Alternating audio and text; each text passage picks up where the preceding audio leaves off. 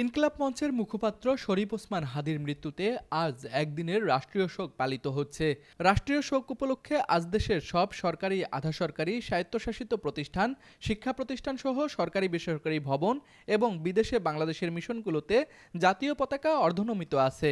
এর আগে গত বৃহস্পতিবার রাতে জাতির উদ্দেশ্যে দেয়া ভাষণে প্রধান উপদেষ্টা ডক্টর মোহাম্মদ ইউনূস ইনকিলাব মঞ্চের মুখপাত্র শরীফ ওসমান হাদীর মৃত্যুতে শনিবার একদিনের রাষ্ট্রীয় শোক ঘোষণা করেন।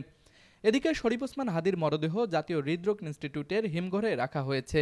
প্রধান উপদেষ্টার প্রেস উইং জানিয়েছে, আজ বেলা ২টায় জাতীয় সংসদ ভবনের দক্ষিণ প্লাজায় শহীদ ওসমান হাদীর নামাজে জানাজা অনুষ্ঠিত হবে। জানাজায় অংশগ্রহণে আগ্রহীদের কোনো প্রকার ব্যাগ বা ভারী বস্তু বহন না করার জন্য বিশেষভাবে অনুরোধ জানানো হয়েছে।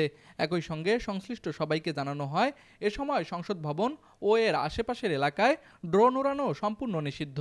পরিবারের দাবির ভিত্তিতে স্বাধীনতা ও সার্বভৌমত্ব রক্ষার অকুতোভয় বীর শহীদ শরীফ ওসমান হাদীকে জাতীয় কবি কাজী নজরুল ইসলামের কবরের পাশে সমাহিত করা হবে বলে জানিয়েছে ইনকিলাব মঞ্চ।